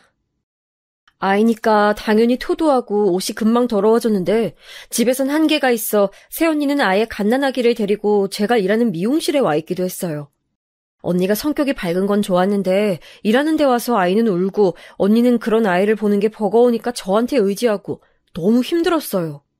그래도 오빠가 데려온 사람들이니 최대한 맞춰주며 힘들게 살고 있었는데 우리 미용실 단골 손님 중 하나가 저에게 갑자기 남자 한 명을 소개해준다고 했습니다. 제 형편에 무슨 결혼이냐고 거절했는데 마침 옆에 있던 새언니와 단골 아줌마는 합세해서 저에게 꼭 받아보라고 하며 급기야 그 남자를 우리 미용실로 데려왔어요. 알고 봤더니 단골 아줌마의 친구의 친구 아들이었는데 저보다 2살 많았습니다. 머쓱하고 민망해하던 저와 달리 능글맞게 첫 만남인데도 웃으면서 대화를 이끄는 그 사람을 보고 새언니는 무조건 저 사람 잡으라고 난리를 쳤죠. 그 남자는 제가 마음에 들었는지 우리 미용실을 자주 찾았고 결국 우린 사귀게 됐습니다. 사귀면서 알게 된 사실은 남자친구는 바로 옆 동네에 살았고 아버지와 둘이 시장에서 채소 배달을 하고 있었어요. 이름은 제덕이었고 위로는 누나가 2명이 있었습니다. 제덕 씨는 소심한 저와 달리 호탕하고 당당했는데 그 모습이 되게 멋있어 보였어요. 그래서 저는 이런 사람이라면 결혼을 해도 괜찮겠다고 생각하게 됐습니다. 제덕 씨가 결혼하자며 저를 본인 집으로 데려갔는데 집안의 막내라 가족들이 되게 예뻐하는 게 느껴졌어요. 제 유일한 고향 친구인 하늘이가 누나 2명 이상인 집과는 결혼하는 게 아니라고 하며 말렸지만 전 좁은 집에서 갓난아기와 새언니와 같이 사는 것도 이미 이골이 난 상태라 거의 도망치듯 결혼 준비를 하게 됐습니다. 시부모님은 제가 미용실 일을 한다고 하니까 그래도 직업이 있다며 결혼 허락을 하셨어요. 그런데 저는 양가 인사도 마치고 상견례까지 했는데 예기치 못한 일이 일어났습니다. 그날은 힘들게 일하고 집으로 갔는데 현관문을 열자마자 전 이상한 분위기를 눈치챘어요. 일단 집안 대부분이 여자라 남자 신발은 오빠가 유일했는데 그 신발은 오빠의 것이 아닌 걸 단박에 알 수 있었죠. 설마 하는 마음으로 집에 들어갔더니 누가 있었는지 아세요? 눈치채신 분도 있으실 것 같은데 네, 맞아요. 아버지가 집에 와 있었어요. 제가 더 황당했던 건 아버지의 행색도 그랬지만 엄마의 표정이었습니다.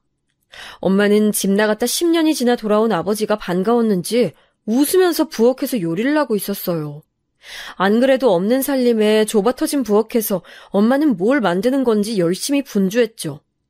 새언니는 아기를 안고 저한테 쏙 오더니 희선아, 시아버지 맞지? 하며 물어보고 그렇게 믿을 수 없어 쳐다보는 저를 보고 아버지는 너무 태연하게 말했습니다. 딸, 오랜만이다. 잘 지냈냐? 너 미용실 한다며? 잘됐다. 아빠 머리 깎아줘. 사람이 너무 황당하면 아예 아무 말도 나오지 않는다는 걸 아세요? 뭐 미안하다는 말은 듣지 못해도 저렇게 당당하게 자기 머리를 깎아달라는 아빠를 보고 기가 차서 헛웃음만 나왔어요. 제가 아무 말도 안 하니까 엄마는 저한테 오랜만에 아빠를 봤는데 왜 그러고 서 있냐고 물었습니다. 언니, 오빠는요? 응? 모르겠네. 오늘 안 올 것 같은데? 새언니는 와중에 우리 집안 사정에 대해 잘 모르니 시아버지라고 우리 아빠에게 아이를 보여주기까지 했습니다. 아빠는 본인 손주라고 또 조카를 안고 좋아했는데 집에 없던 기간 동안 무슨 일이 있던 건지 안 그래도 말랐던 몸이 더 삐쩍 말라 있었어요. 아빠의 마지막을 기억하는 저는 엄마에게 가서 조용히 오빠 돌아오면 놀랄 수도 있다고 했더니 엄마는 세월이 많이 지났으니 괜찮다고 저를 달래며 아빠한테 밥을 차려주셨습니다.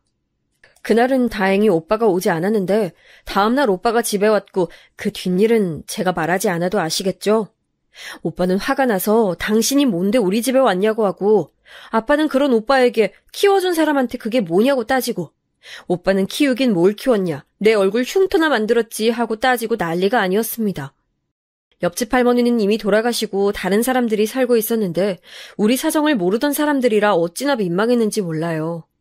엄마는 중간에서 그만하라고 하고 새언니는 무섭다고 제 뒤에 숨어있고 도망치고 싶었습니다. 그걸 보고 저는 빨리 결혼해서 이 지긋지긋한 집구석을 탈출하고 싶었는데 문제는 제 결혼식이 얼마 남지 않았다는 것이었어요. 시부모님에게 저는 아빠가 돌아가셨다고 했는데 그때 저는 진짜로 아빠가 집 나간 지 10년 넘게 아무 연락이 없고 우리와 같이 살 때도 그리 좋은 기억을 주지 않았으니 그렇게 말했습니다. 그런데 아빠는 엄마가 제 결혼을 말해버려서 아들 결혼식은 올리지도 못했으니 딸인 제 결혼식엔 무조건 참석하겠다고 고집했어요. 이미 남자친구와 예비시댁에는 아버지가 돌아가셨다고 했는데 이걸 어떻게 해야 할지 고민이 참 많았습니다. 솔직히 말하자면 저는 아버지가 제 결혼식에 오지 않길 바랐어요. 이걸 안 좋게 보실 수도 있는데 전 아버지에게 좋은 감정이 남아있지 않았습니다. 그래서 엄마에게 돌려서 얘기했더니 엄마는 그런 저에게 너무하다고 어떻게 멀쩡히 살아있는 아버지를 결혼식에 오지 말기 바라냐고 하더라고요. 결국 저는 시댁에 가서 사실 아버지가 사망이 아니고 실종이었다고 말했고 시부모님과 형님들은 처음엔 놀라더니 뭐 그럴 수 있다고 오는 저를 위로해 주셨어요. 이 사건으로 전 시댁에 대한 마음을 열게 됐습니다. 그렇게 아빠는 제 결혼식에 참석했고 저는 도망치듯 집을 나왔어요. 오히려 오빤 자기 얼굴이 위협적이니까 오지 않겠다고 해서 참석하지 않았습니다. 제가 됐다고 오라고 했는데 새언니와 조카만 참석하고 오빠는 뒤에서 조용히 보고 갔더라고요. 그걸 보니까 더 아버지에 대한 원망이 커졌죠. 오빠는 그래도 우리 가족에게는 아빠처럼 해를 끼치는 사람이 아니었거든요. 무튼 그렇게 결혼하고 남편과 반지하에 있는 아주 작은 단칸방에서 신혼을 시작했는데 그래도 저는 행복했습니다. 비록 여름엔 덥고 겨울엔 추웠고 좁아서 둘이 누우면 꽉 찼는데 그것도 버틸만 했어요. 그런데 그 행복도 오래가지 않았습니다. 제가 결혼하기 전에는 몰랐는데 남편은 남에게 의지를 많이 하는 성격이더라고요. 평소에 누나들과 엄마가 본인을 계속 하나부터 10까지 챙겨주니 본인이 할 줄 아는 게 하나도 없었습니다. 그래서 빨래, 청소, 요리 등 모든 집안일은 당연히 제 몫이었죠. 제가 집에 있으면 모르겠는데 전 밖에서 미용실을 하느라 안 그래도 바쁜데 집안일도 온통 제 차지니까 힘들었어요. 물론 가족과 살 때도 제가 집안일을 하긴 했어도 그때는 엄마와 둘이 나눠서 했었고 또 새언니가 들어오고 나서는 조카 때문에 힘들긴 해도 새언니가 빨래는 전담으로 해줘서 괜찮았거든요. 남편은 게다가 그 나이를 먹고 심지어 편식도 심했습니다. 다 큰 어른이 소시지나 고기가 없으면 밥을 먹지 않겠다고 토라지는 걸 보고 전 어이가 없었어요. 전형적인 막내 아들이던 남편은 심지어 저와 싸우면 시어머니를 찾아가서 있었던 일을 다 말하기도 했습니다. 그럼 시어머니는 제 미용실을 찾아와서 그러지 말고 우리 아들에게 잘하라고 하고 저는 황당해하고 이런 일이 반복됐어요. 그래도 뭐 제가 선택한 일이니까 어쩔 수 없다고 생각했죠. 저는 그리고 이미 아버지와 오빠를 보고 자라서 저 정도는 그냥 귀여운 수준이었거든요. 그리고 제 고향 친구의 걱정과 달리 형님들과 시어머니는 저를 막 대놓고 괴롭히는 그런 시집살이는 없었습니다. 물론 저만 보면 본인 가족의 소중한 막내 아들에게 잘하라고 하긴 했는데 그냥 한 귀로 듣고 한 귀로 흘리면 될 수준이었죠. 특히 큰형님은 제 가정사를 듣고 그동안 고생 많았다고 반찬도 종종 가져다 주셨어요. 남편은 시아버지와 시장에서 채소 배달을 하니까 새벽에 나가는 경우가 많았는데 저와 완전히 생활 방식이 달랐습니다. 그래도 고기를 먹이고 잘 달래주면 나름 괜찮은 사람이라 그렇게 계속 결혼 생활을 지속했는데 1년이 지나고 저는 임신하게 됐어요. 고향 친구가 먼저 임신해서 아이를 낳았었는데 친구는 입덧이 전혀 없었다고 해서 저도 속으로 제발 입덧이 없길 빌었는데 불행하게도 저는 아주 심한 입덧을 겪었어요. 미용실은 결국 출산 전까지 닫기로 했고 집에서 힘들게 퇴교했는데 그래도 제가 임신했다고 친정에서 엄마와 새언니가 음식을 해서 찾아와줘서 고마웠죠. 그렇게 저는 첫째를 낳았는데 아들이었습니다. 아들을 낳으니 시댁에서 너무 좋아하셨는데 물론 우리 애를 예뻐해 주시는 건 좋았지만 제 아들의 엄마는 저잖아요. 그런데 마치 시어머니는 제 아이가 당신 아들인 것처럼 자꾸 행동해서 약간 곤란했어요. 그리고 무엇보다 우리 아들이 제 판박이라 데리고 나가면 어른들이 오히려 엄마와 똑같다고 혼자 낳았냐고 할 정도였는데 시어머니는 자꾸 본인 아들과 똑같다고 하셨습니다. 물론 아빠니까 아들과 닮을 수는 있는데 거기서 멈추지 않고 본인과 손자가 닮았다고 자기네 집안 자식이라 너무 좋다고 하시는데 기분이 좋진 않더라고요. 그전까진 시댁에서 저를 한 번도 거슬리게 한 적이 없었는데 아이를 낳고 기분 상하는 일이 많이 생겼습니다. 그래도 좋게 생각하고 아이를 키웠는데 새언니와 조카가 집에 왔을 때 신생아를 돌봤던 경험이 있어서 그래도 나름 잘 돌봤어요. 아이가 100일 지나고 저는 미용실에 아이를 업고 나가 일을 시작했습니다. 다들 더 쉬다 오지 왜 나왔냐 하는데 돈을 많이 벌어야 하는 상황이었어요. 아빠가 집에 돌아오고 역시나 또 잠잠하다 싶더니 도박에 손을 댔고 그걸로 오빠와 싸우다 결국 오빠가 새언니와 조카를 데리고 집을 나갔거든요. 절대 조용한 날이 없는 우리 친정이죠. 엄마는 미용실에 와서 하소연하고 새언니도 절 찾아오고 저는 뒤에는 아기를 업고 귀로는 하소연을 들으며 손님들의 비위를 맞추며 일을 했습니다. 아이도 있으니 목돈을 모아 이사 가려고 열심히 일하던 어느 날 미용실로 오빠가 찾아왔어요. 오빠, 무슨 일이야? 좀 와서 도우라 해도 들은 척도 안 하던 사람이. 돈 빌려줘. 맡겨놨냐? 뭔 소리야. 아니 진짜 왜 내 얼굴만 보면 다 돈 달래? 내가 너한테 돈 빌려달라는 건 처음이잖아. 왜 소리를 질러? 아니 하다 이제 동생한테 돈을 빌려가? 오빠는 인사도 하지 않은 채 저에게 돈을 빌려달라고 윽박지르기 시작했습니다. 파마하던 손님은 오빠의 얼굴을 보고 흠칫 놀란 채로 굳어있길래 일단 소파에 앉아있으라 하고 손님에게 최대한 친절하게 파마를 해주고 내보냈어요. 문을 잠시 잠그고 무슨 일이냐고 물었더니 오빠는 안 그래도 덩치도 크고 위협적인 대머리 얼굴로 저에게 진지하게 말했습니다. 만수가 아파. 병원 갔더니 수술해야 한다잖아. 근데 내가 망할 아버지 때문에 집에서 나오느라 모은 돈을 다 썼어. 만수는 우리 조카 이름인데 다행히 불치병이나 암 같은 큰 병은 아니었고 친구들과 놀다가 다리를 다쳤다고 했어요. 마음 같아선 당연히 오빠에게 돈을 주고 싶었지만 들어보니 큰 돈이라 그걸 빌려주면 이사를 또 미뤄야 하는 상황이었습니다. 그래도 가족이 뭔지 저는 결국 남편 몰래 모으고 있던 돈을 오빠에게 빌려줬어요. 오빠는 다행히 갚겠다고 한 날에 바로 갚았고 그 돈으로 조금 늦게 이사를 하려 준비 중이었는데 이사 직전에 한 가지 나쁜 소식이 들어왔습니다. 바로 시아버지가 돌아가시게 됐어요.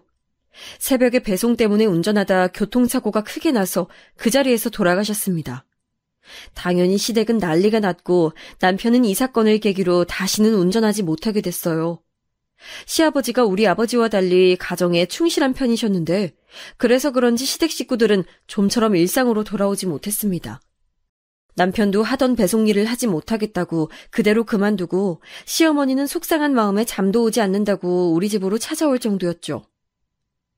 옳게 이런 말이 달갑진 않을 거 아는데 우리 엄마랑 같이 살면 안 될까? 어차피 이사 간다며. 집도 넓어진 김에 엄마 모시고 살아줘. 그래, 엄마도 지금 아버지 돌아가시고 너무 적적하고 외로우실 텐데 옳게가 좀 도와줘. 혁이도 엄마가 봐주시고 얼마나 좋아? 아이 너무 나쁘게 받아들이지 말고, 응? 형님들은 미용실로 찾아와서 시어머니를 모시라고 했어요. 혁이는 우리 아들 이름인데 시어머니가 혁이를 많이 좋아하긴 했지만 전 제가 우리 아들을 충분히 볼 수 있었습니다. 어차피 우리 미용실이 대형 미용실도 전혀 아니고 작은 동네 미용실이고 또 단골 손님들이 많아 아기를 데리고 있어도 됐거든요. 어차피 곧 있으면 어린이집도 보낼 생각이었고요. 근데 형님들은 이사가면 집이 넓어지니까 시어머니와 같이 살길 바랐고 심지어 시어머니 본인과 남편도 동의했어요. 자기들끼리 이미 말을 맞추고 저에겐 통보만 한 거랍니다. 황당했는데 그때 남편이 집에서도 종일 울고만 있고 일도 하지 않아서 저는 시어머니와 같이 있으면 좀 상황이 나아질 줄 알고 합가를 하게 됐어요. 그게 완벽한 제 착각이라는 것은 바로 합가하고 한 달 만에 알 수 있었죠. 시어머니와 따로 살아서 몰랐었는데 시어머니는 잔소리가 매우 심한 편이었습니다. 전 일하니까 상대적으로 집에 있는 가정주부처럼 집안일을 하지 못하는데 시어머니가 그런 제 살림이 마음에 안 드셨나 봐요. 아니, 아가, 이걸 이렇게 하면 어떡하니? 네? 그거 이따 제가 퇴근하고 할게요. 그냥 두세요. 이걸 어떻게 그냥 두니? 아유, 나보고 하라는 거지? 시어머니는 출근 준비하느라 바쁜 저에게 잔소리하며 핀잔을 주셨는데 당연히 듣기가 싫었어요. 그래도 남편이 시어머니가 옆에 있으니까 예전처럼 집에서 울고만 있진 않아 다행이었습니다. 시아버지의 죽음은 저도 당연히 안타깝게 생각하는데 남편은 유독 거기서 빠져나오질 못했어요. 일하는 게 무섭다고 집 밖으로 나갈 생각도 하지 않았는데 고향 친구는 그런 남편을 보며 그게 다 제가 돈을 벌어오니까 마음이 편해서 그렇다고 하더라고요. 제가 남편에게 답답해서 일할 생각은 없냐고 하면 지금 본인을 무시하는 거냐고 화를 내기도 했죠. 심지어 그런 남편은 제가 그렇게 싫어하던 우리 친정아버지와 비슷해졌는데 바로 도박에 빠졌습니다. 이쯤 되니까 도박에 무슨 매력이 있길래 그렇게 남자들이 도박에 빠지는 건지 궁금할 지경이었어요. 힘들게 일해서 벌어온 돈으로 자꾸 도박하고 돈을 잃으니 전 예전에 엄마가 하셨던 것처럼 옷장 구석에 돈을 숨겨놨는데 그걸 또 찾아내서 도박하러 나가더라고요. 화가 나서 따지면 시어머니는 심지어 뭐라고 하셨는지 아세요? 아버지 잃고 힘든 애한테 도대체 왜 그러니? 돈 받나고 유세 떠는 거야? 시어머니가 저렇게 말하면 남편은 또 슬픈 표정을 하며 눈물까지 보였습니다. 뭘 잘했다고 우는 건지 그런 모습을 보며 얼마나 답답했는지 몰라요. 심지어 시어머니는 아이가 크면서 칭얼거리니까 보는 게 힘들었는지 아이를 데리고 미용실에 자주 찾아왔습니다. 본인이 아이를 돌봐주니까 좋냐고 물어보는데 전 대답할 힘도 나오지 않았어요. 그래도 제가 이런 시어머니와 남편이어도 계속 살았던 이유는 바로 우리 아들 때문이었습니다. 남편은 비록 도박을 했어도 우리 친정아빠처럼 물건을 던지거나 소리를 지르며 폭력적인 면모를 보이진 않았어요. 어렸던 저에게 아빠의 그런 행동은 너무 큰 영향이었고 또 아빠가 집을 나간 뒤로는 놀림을 많이 받았던 기억이 있어 우리 아들에겐 부모가 온전히 집에 있는 환경을 만들어주고 싶었습니다. 시어머니가 아무리 잔소리가 심해도 우리 아들한텐 또 잘해줬거든요.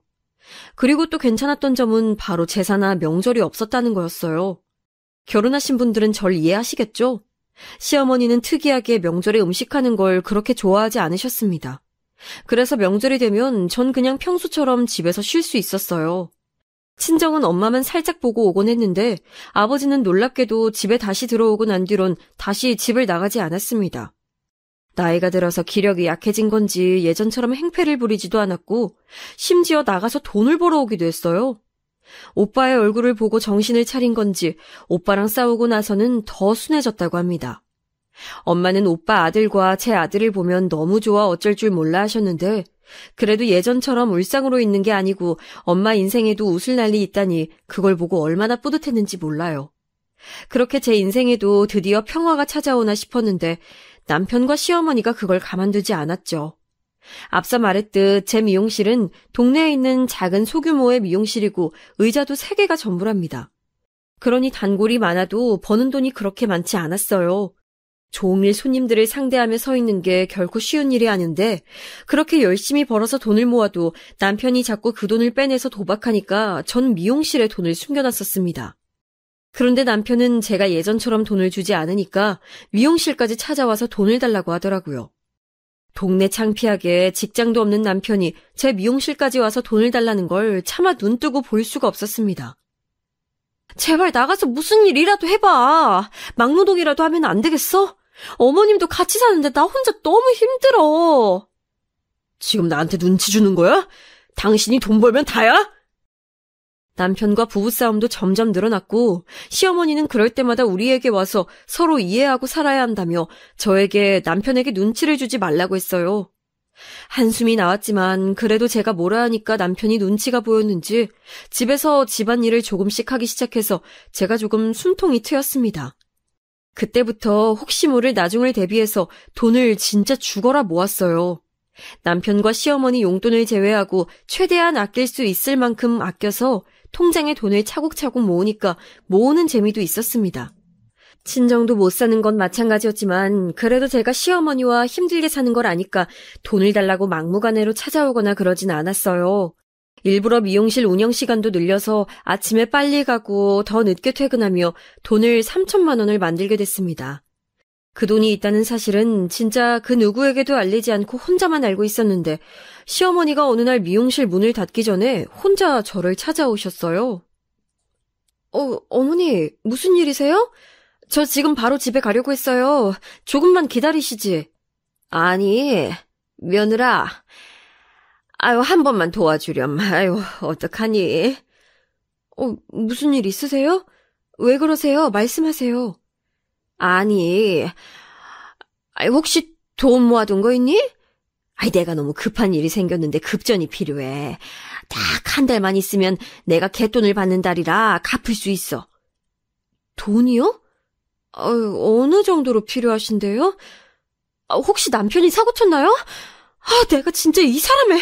아니야. 아들은 죄 없어. 3천 정도 있을까? 진짜 미안하다. 내가 그래도 다음 달에 꼭 갚을게. 시어머니가 저한테 저런 표정과 말투로 말하는 것도 처음이라서 놀랐는데 3천이라는 큰 돈을 원해서 더 놀랐습니다. 이유를 물어봐도 절대 알려주지 않았고 그래도 남편 때문은 아니고 오히려 모르니까 저에게 비밀로 해달라고 하셨어요. 그렇다고 제가 죽어라 모은 돈을 바로 빌려줄 순 없으니 고민했는데 시어머니는 눈물까지 보이며 부탁하셨습니다. 한 달 뒤에 바로 갚을 수 있다고 저에게 본인 계모임에 대해 말했는데 그 모임은 저도 아는 모임이었어요. 일단 집으로 가서 같이 밥을 먹고 잠자리에 들었는데 저는 고민하느라 쉽게 잠들 수가 없었습니다. 비록 같이 살기 시작했을 때 시어머니가 잔소리 때문에 저를 힘들게 한 건 분명 맞아요. 그런데 요즘은 저 대신 청소도 하고 아이를 많이 봐주시긴 했습니다. 그래서 고민 끝에 시어머니에게 빌려주게 됐어요. 고맙다, 고마워. 내가 진짜 한 달 후에 꼭 돌려줄게. 시어머니와 단둘만 아는 약속 끝에 3천이라는 큰 돈을 빌려줬는데 시어머니는 한 달이 지나도 돈을 돌려주지 않았습니다. 어머니, 주시기로 하셨잖아요. 갑자기 이러시면 어떡해요. 저 그 돈 모으느라 진짜 얼마나 고생했는지 아세요? 아유, 넌 직업도 있잖아. 다시 모으면 되는 거 아니야? 안 그래도 머리 아픈데 왜 그래? 3만 원도 아니고 3천만 원인데 그 돈을 그냥 가져가시면 어떡해요. 제가 밥도 제 시간에 못 먹고 잠도 줄여가면서 죽어라 일해서 번 돈이라고요. 아우, 몰라. 돈이 없는데 그러면 어떡해. 배째, 몰라, 없어. 진짜 아무리 제가 웬만한 일에 화를 내지 않아도 이건 아니지 않을까요, 여러분? 결국 남편에게 시어머니가 돈을 빌려가서 돌려주지 않는다고 말하게 됐습니다. 남편도 나서서 왜 그러냐고 돈을 돌려달라고 했는데 시어머니는 끝까지 돈이 없다고 거절했어요.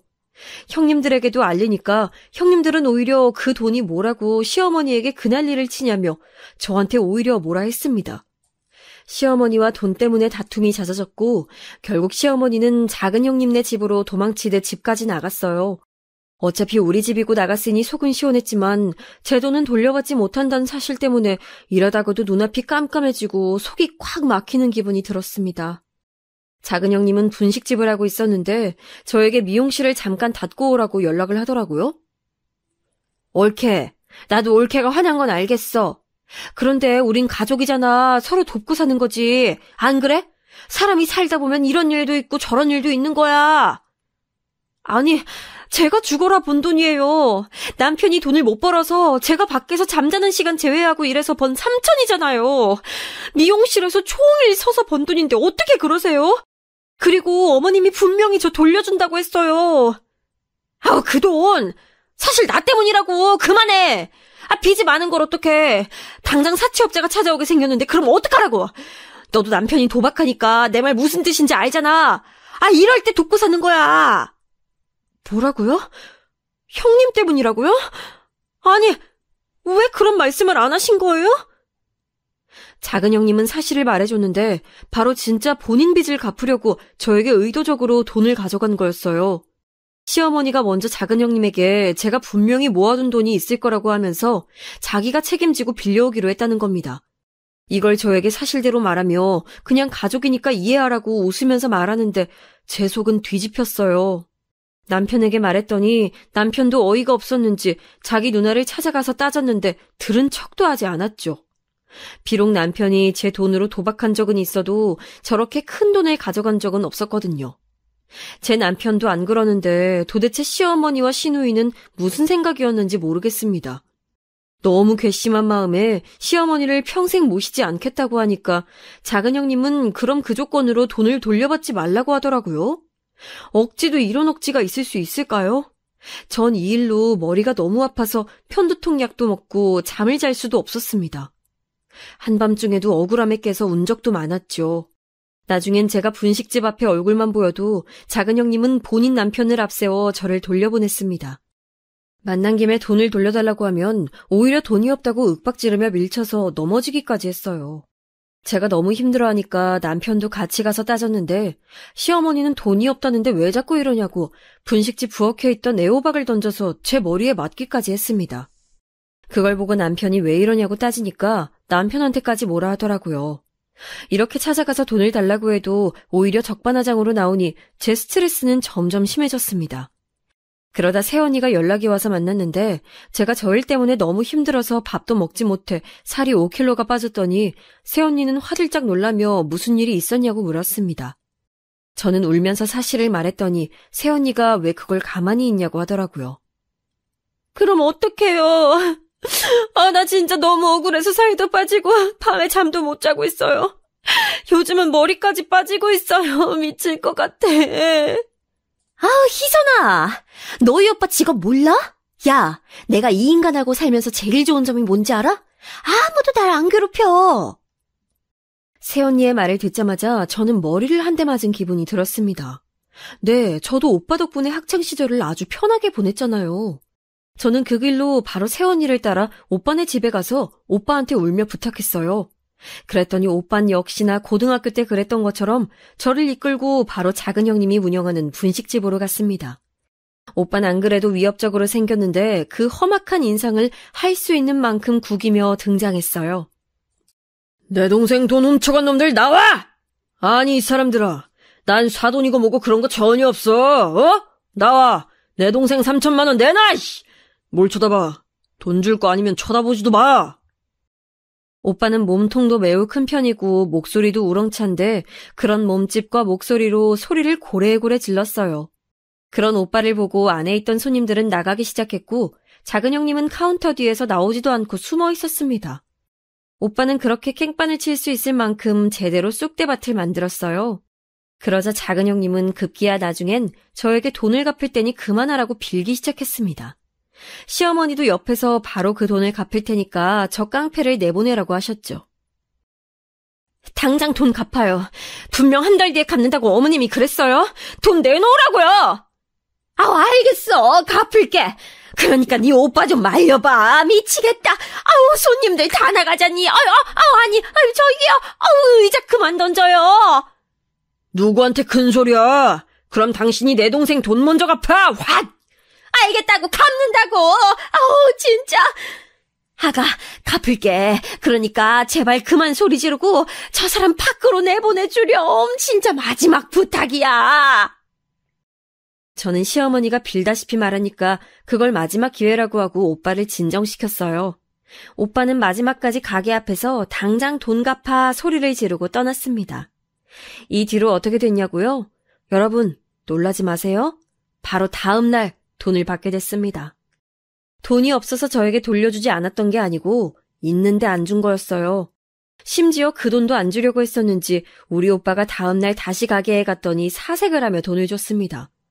오빠 말론 돈을 줄 때까지 찾아가서 따질 생각이었다고 해요. 돈을 돌려주지 않으면 그땐 오빠 혼자가 아니고 똘마니들을 데리고 깽판 치려고 했는데 다행히 가게가 박살나는 게 두려웠던 시어머니와 작은 형님은 바로 돌려줬습니다. 남편은 안 그래도 어머님이 제 돈을 가져가서 갚지 않은 것에 실망했는데 있으면서 안 줬다는 사실을 알자 본인도 너무한다고 하더라고요. 시어머니는 우리 오빠가 깡패라는 소식을 알고 무서웠는지 저에게 연락해서 따지지도 않았습니다. 이렇게 쉬운 방법이 있다니 저는 왜 그걸 모르고 찾아가서 돈을 달라고 빌고 있었을까요? 오빠 때문에 학창시절엔 깡패 동생이란 말을 들으며 힘들었는데 이젠 오히려 이렇게 돈을 다시 돌려받을 수 있도록 도움을 받다니 너무 신기했습니다. 시어머니는 그 사건 이후로 우리 부부와 아예 연락을 끊으셨어요. 그렇게 아들 사랑이 지독했으면서 남편이 연락해도 받지 않았습니다. 형님들도 저희 부부를 건들지 않았고 오빠 덕분에 어렸을 때처럼 아무도 제 신경을 건들지 않으니 참 마음이 편하네요. 제가 이 얘기를 엄마에게 했더니 엄마는 오빠를 그런 식으로 써먹으라고 하더라고요. 오빠한텐 고마워서 조카랑 맛있는 거 먹으라고 용돈을 조금 줬어요. 그러면서 어떻게 내 한마디에 바로 와서 따질 수가 있냐고 했더니 오빠는 예전에 제가 조카 병원비를 대줬던 걸 얘기했어요. 그때 한숨 쉬며 큰 돈을 주었던 게 기억나서 속으로 무슨 일이 있어도 제 부탁은 들어주려고 마음먹었다고 하며 제가 시어머니에게 준 돈이 얼마나 고생하며 번 돈인 걸 아니까 지나칠 수 없었다고 합니다. 이런 게 시댁에서 계속 말하던 가족 아닌가요? 돈을 빌려가서 갚지 않는 게 아니고 힘들 때 도와주는 게 가족이죠. 오빠의 성격이 다소 충동적이고 욱하는 성질이 있는데 그게 이번 기회에는 아주 고맙게 적용된 거죠. 지금은 그래서 너무 편하게 잘 살고 있답니다. 우리 친정 부모님도 나이에 비해 아주 정정하시고 아버지는 집으로 돌아오고 정신 차려서 이제 더 사고를 치지도 않아요. 남편도 제가 돈을 달리고 고통받던 걸 옆에서 보더니 자기도 나가서 돈을 벌기 시작했습니다. 운전이 무섭다고 피하던 사람이 무려 지금은 운전하며 돈을 벌고 있어요. 택배 일을 시작했는데 본인의 적성에 맞는 것 같다며 매우 좋아하고 있답니다. 제 사연은 여기까지인데 어떻게 잘 들으셨는지 모르겠어요. 인생 살면서 가장 통쾌했던 얘기라 지금도 그날을 생각하면 너무 즐겁거든요. 여러분도 들으시면서 약간이라도 웃으셨길 바라며 제 사연은 마칠게요. 들어주셔서 감사합니다. 건강관리 유의하시고 행복한 인생 사시길 바라요.